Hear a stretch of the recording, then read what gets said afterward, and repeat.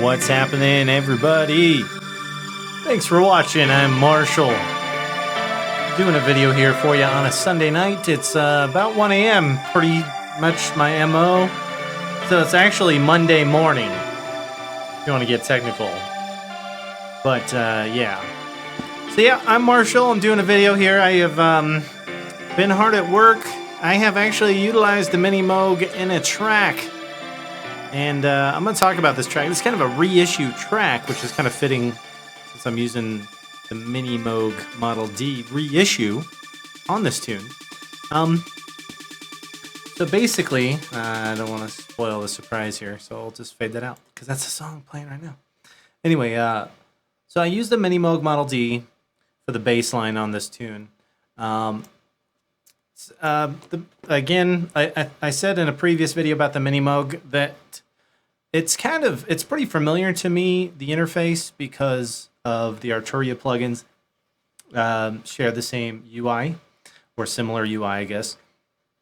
So I'm kind of familiar with it already, how to get certain sounds. Now, one thing I will say is that I did do a quick comparison between a patch on Arturia's virtual MiniMoog and the actual MiniMoog, and they sound way fucking different. So that's something to keep in mind.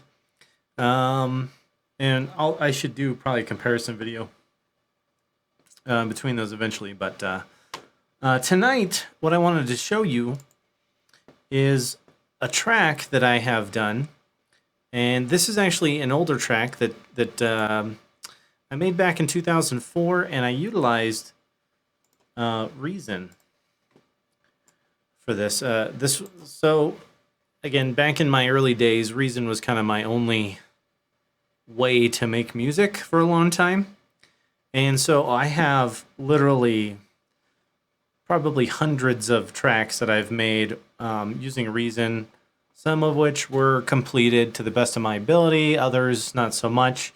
And it's interesting because by the time I kind of stopped using Reason, I'd gotten so good at it that actually I made some really nice sounding stuff. This track is kind of towards the early side of me using Reason, but it had some really cool ideas in it and some good atmosphere. And this is kind of an example of how you can kind of go back through your back catalog of old stuff. Maybe it's stuff you're probably a little embarrassed to show anybody these days, but you know, it's if you spend some time, you can probably do a nice reissue or remake, right, of your old style tunes.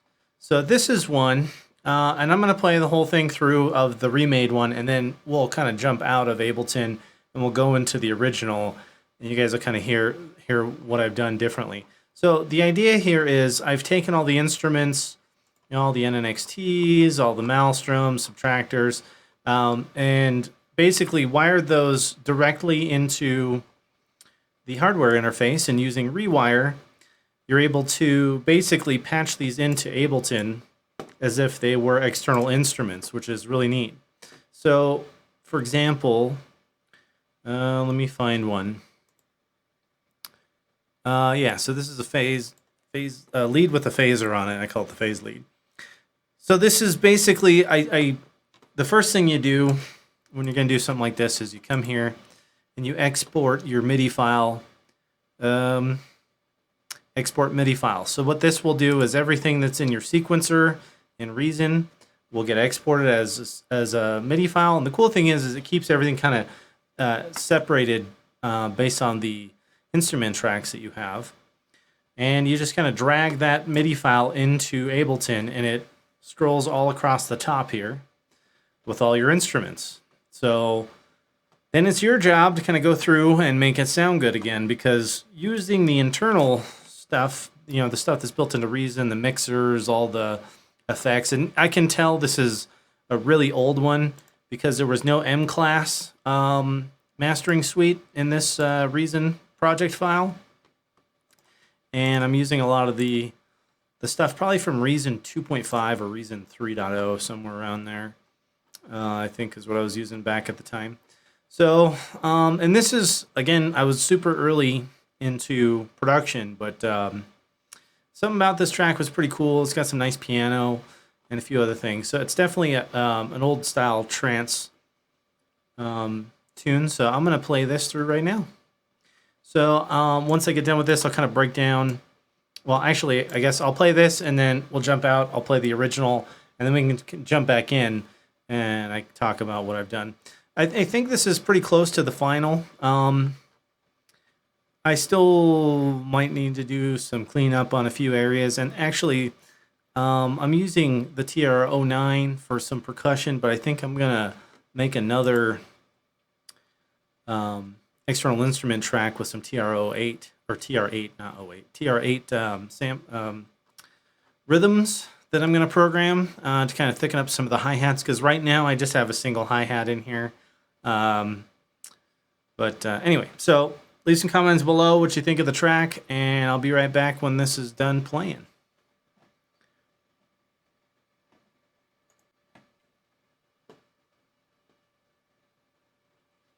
And I'm going to perform this live on my push. So hopefully I don't mess this up.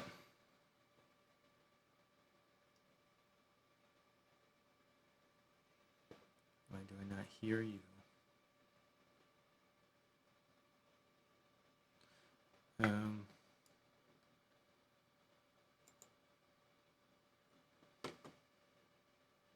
So technical difficulties. Time out for a second. Oh, it's because I turned it down. Hello. All right, let me turn this back up. Okay, this time for reals. Sorry about that.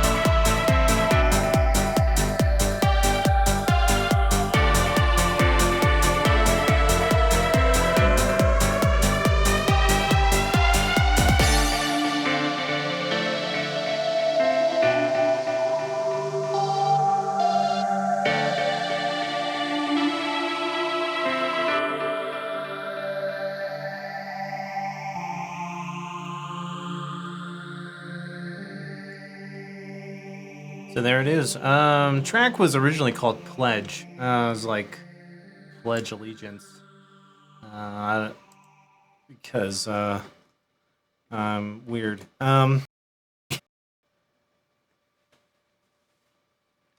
Okay, so we're back. My system is stupid and keeps crashing, and I do not know why that is. So make sure the feed comes back. There it goes. Okay, sorry about that. So yeah, that's the track. So I'm gonna play the original now. So we're gonna exit out of this.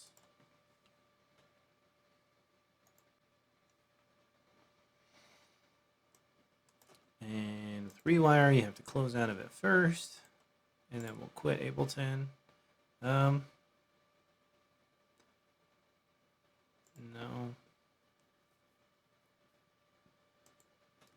I thought I closed Reason. All right, there we go. Guess we'll save it this time.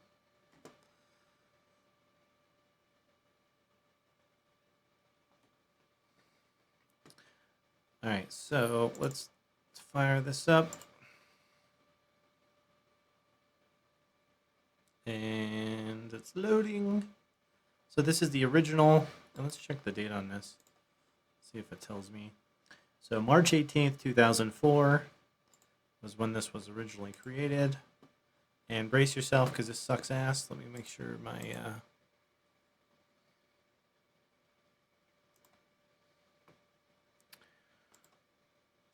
I gotta set this to 7.8 on the 003. 7.8, there we go. All right, and just to let's detach the rack and shut that browser off.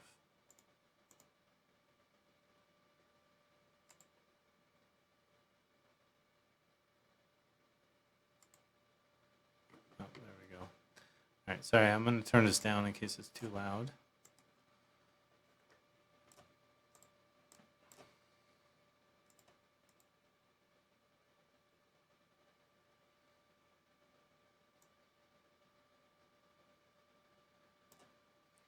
All right, so there's the song, and we're playing.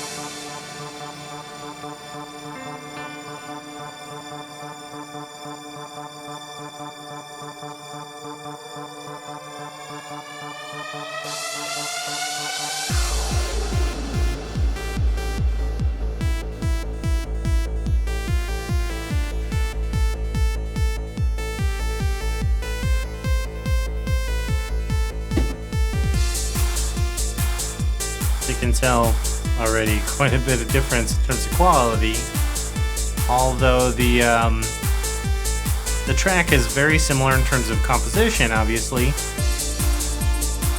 and I did utilize the same sounds that I created in these maelstroms right here, a few other things, the piano. Obviously, I replaced all the percussion with my own stuff, TR09 and the Kick 2 plugin.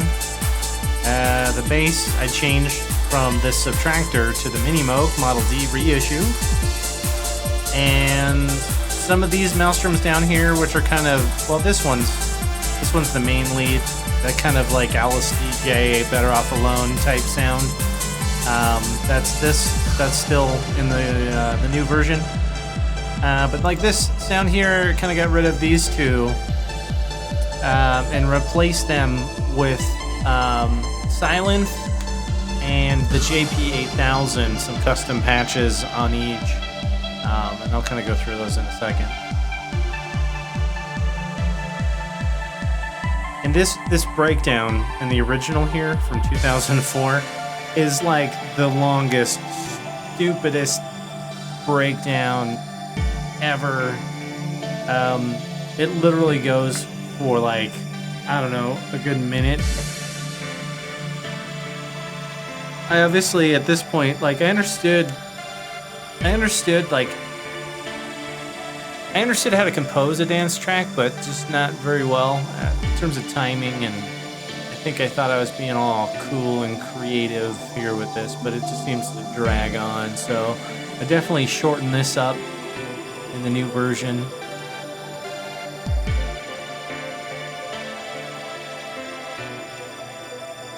So, and this arpeggiated sequence here, this had to be all done by hand, because there was no arpeggiator in Reason back then. So why don't we zoom in on this? This kind of crap would just take hours to write. I mean, and I don't think I had a keyboard yet, like an actual musical keyboard to play notes on at this time. So literally everything up until either later 2004, 2005, I think. Oh, it's getting going. Anyway, later on, I did get like a Radium 49, some kind of MIDI controller, and then a chord control at some point, to be able to better articulate kind of what I wanted and actually speed up the production time so that I wasn't using my freaking mouse to draw notes into a sequencer. Like, that's just a nightmare. And I did it for a long time. But, yeah, so, I mean, this track obviously had its issues in terms of production, but it had a solid idea, I thought, and I think I did a pretty good job reworking this, and it was a perfect opportunity to utilize the MiniMoog Model D bass. And like I said, I think it sounds pretty good. I think the new version, I think still needs a little bit of work, but it's pretty close. So I feel comfortable kind of showing it to everyone. But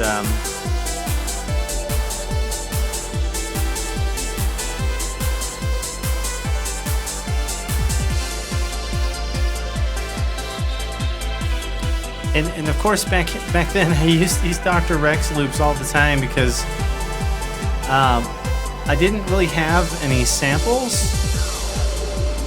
And I mean, I had the ones that came with Reason, but they were kind of shit. I still think that I was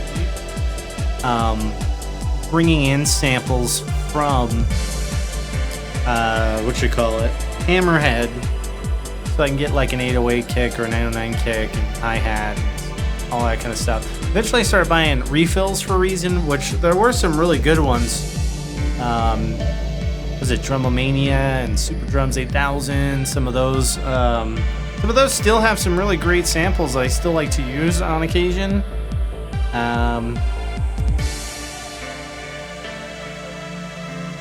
Yeah, but this was early enough to where I wasn't sequencing my own percussion really yet.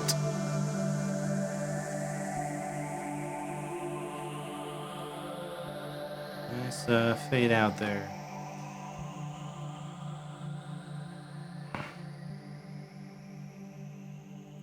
So yeah, I made you suffer through that. You guys did good. Thanks for suffering through all that. Anyway, so the new version I think is much better, obviously, for a lot of reasons. And no, we're not going to save anything there. So let's fire back off into Ableton. And I don't want to change my camera shot because I think that's what's killing the stream. This is, Wirecast, you know, you guys are really pissing me off. I don't know what's going on, but I tried rolling back, a minor release version to see if that fixes this issue, but it's still broken. It still keeps freezing on me every time I try and switch shots. But that's my problem. That's not your problem, folks. That's me complaining for no reason. So this will take a minute to load. And so what I'll end up doing, because right now a lot of stuff is still playing live, I did have to freeze the JP8000 track, and I did go ahead and freeze the TR09 track in Ableton, because the way that my studio set up is the JP8000 routes through the same mixer I'm talking to you on, and if we have both those going through at the same time, creates this awful feedback.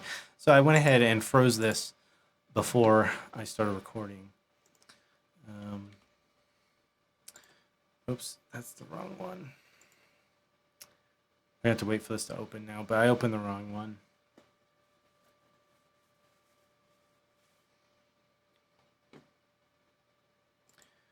So yeah, in some cases, it's, you know, there have been times where I've gone to try and rework an old track, and for some reason you just can't really seem to get it to sound like, yeah, even as shitty as it sounds sometimes, there's certain elements that you want to sound the same when you rework a track. That is something that I didn't really have a problem with on this song.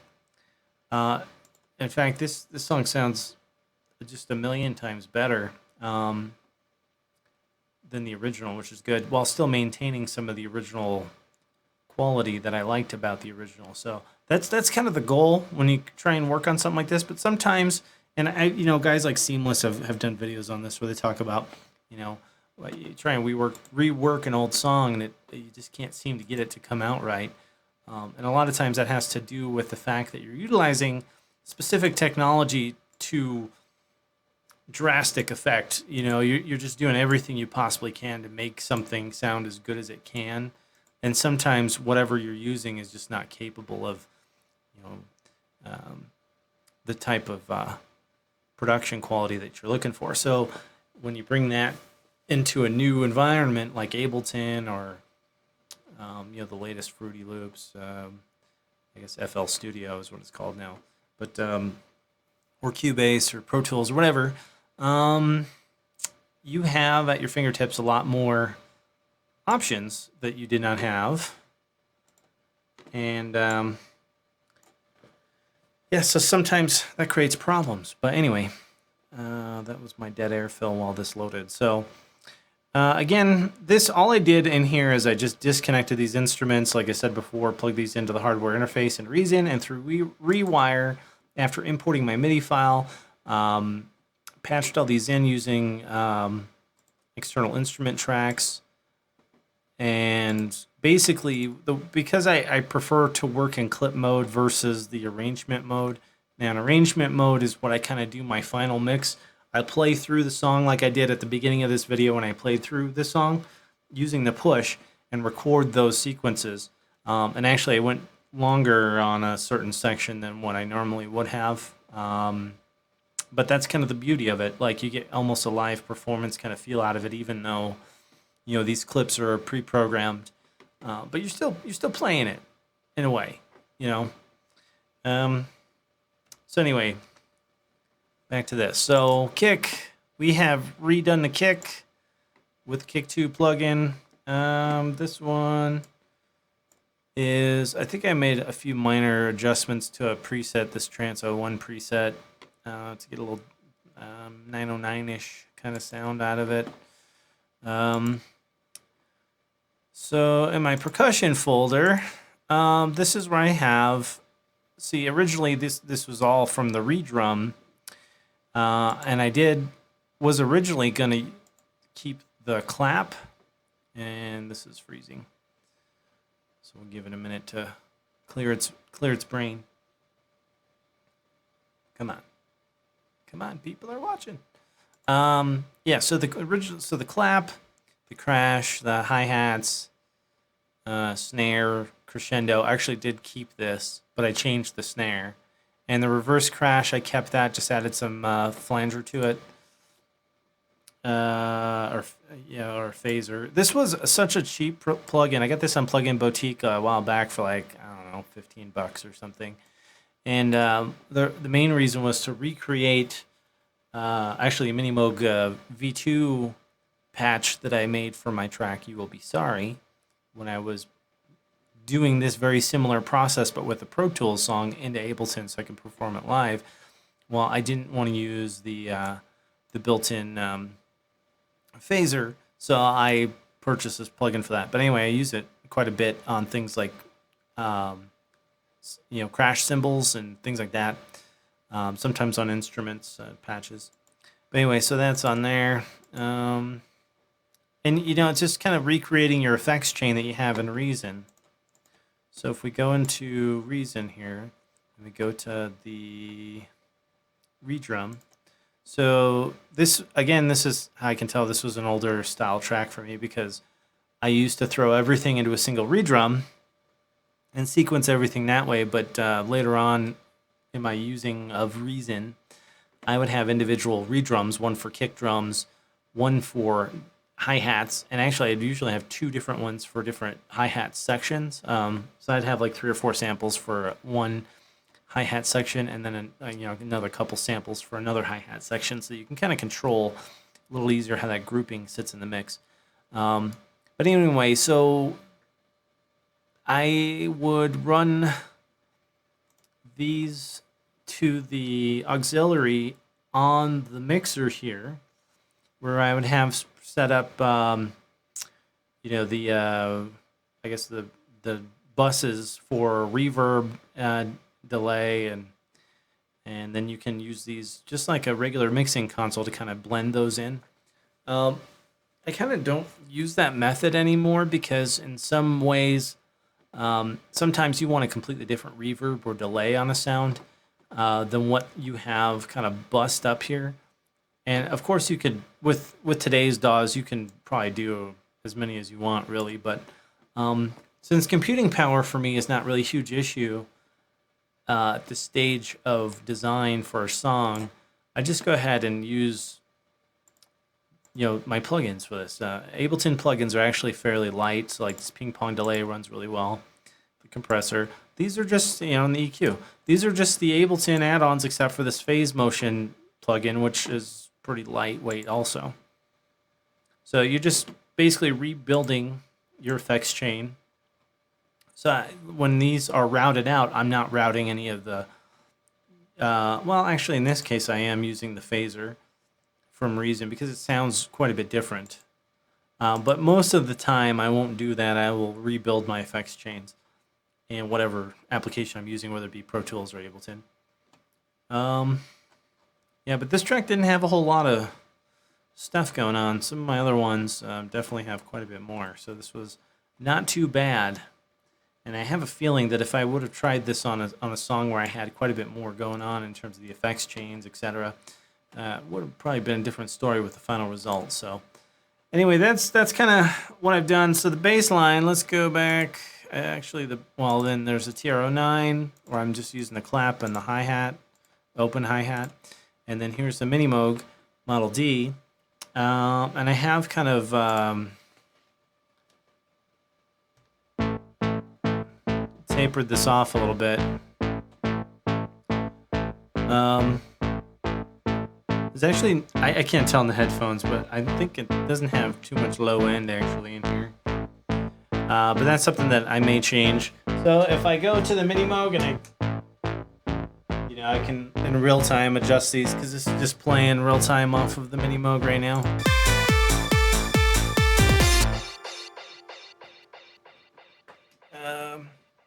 So yeah. Yeah, and then here's the phase lead here. Just have these broken out for stereo. And then I usually put my effects chain on the group. And this one, there's another one. This is a kind of it's a maelstrom lead that I just used for like 2 seconds at the very beginning here, and it's not anywhere else in the song. It's just to kind of bridge the gap where the build comes in to where everything kind of comes together.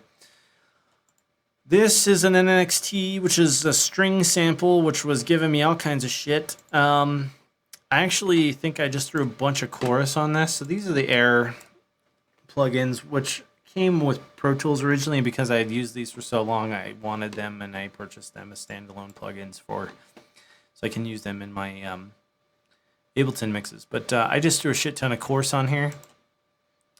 Then the piano, just a little bit, you know. Again, just trying to make it sound better than kind of the original, but not changing it too much. Just trying to make it sound more professional. This riser, again, is just a maelstrom. And I think the only thing I did is a little bit of EQ work, obviously. And I'm just really just almost doing a big giant band pass where I cut kind of most of the low ends and the very tippy top of the high end frequencies and some ping pong delay and compression, and that makes it sound good. This is, what is this one? Let's play this and find out. Oh yeah. This is the,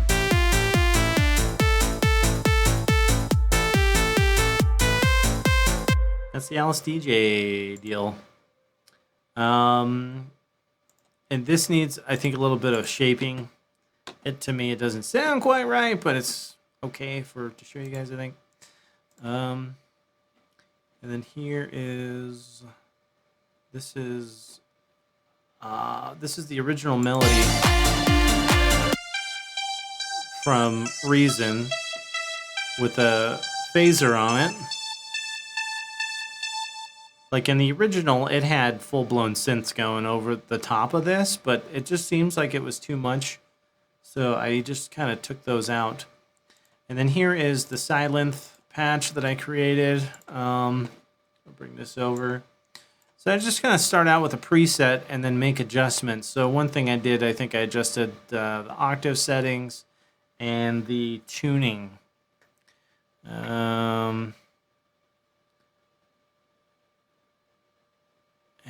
where is the tune? And I think I adjusted the amp envelope a little bit. I mean, I didn't change too much about it, to be honest, but it isn't. Yeah, that did the trick. So if we play this part here.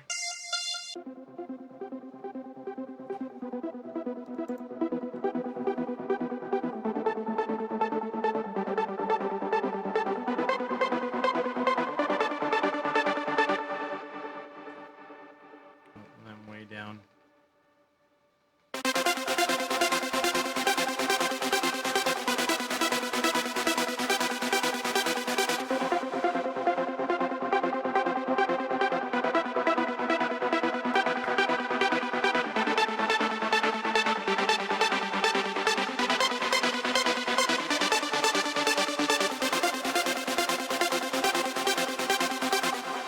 So when this layers on top of the JP8000 super saw kind of lead that I made, it sounds really nice. So I am using the Ableton arpeggiator, and originally I tried using my original sequence, which I mean I am, but what I did is I went in here and I extended the chords and left a couple little blips there and there.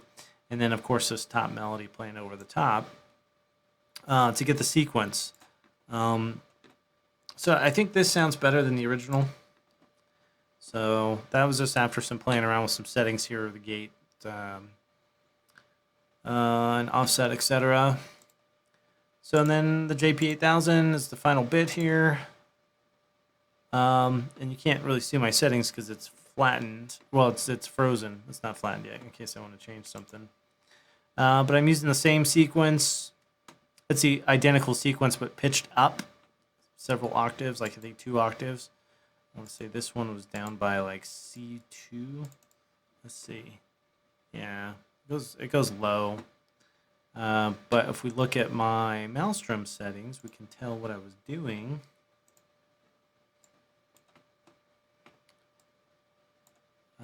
Which I guess it doesn't matter because I didn't use the mouse trim. I used the side length on here. And pitched up. That's why these are pitched up, actually, if I remember right. Yeah, so that's pretty much it. So I think with that, we'll call it a night. I may work on this a little bit more, but man, that MiniMoog bass sounds so sweet. So sweet. And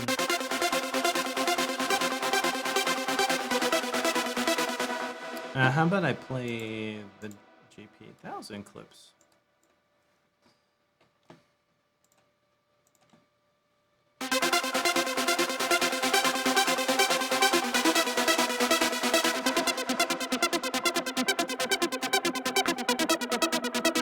So you can hear that kind of more high-end thing.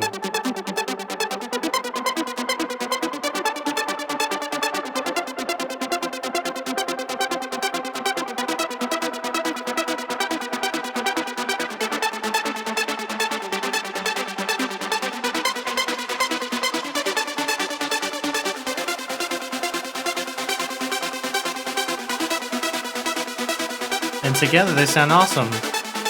So, but by itself, that's a JP8000 only.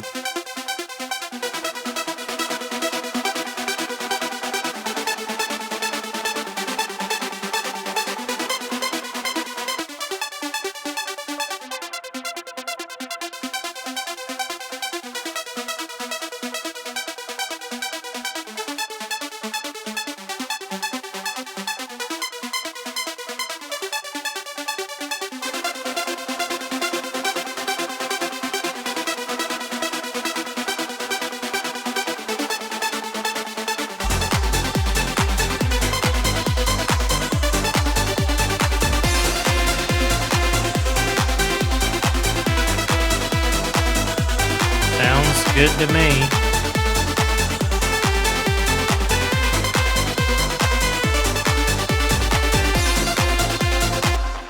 Yeah, so anyways, let me know what you guys think in the comments below.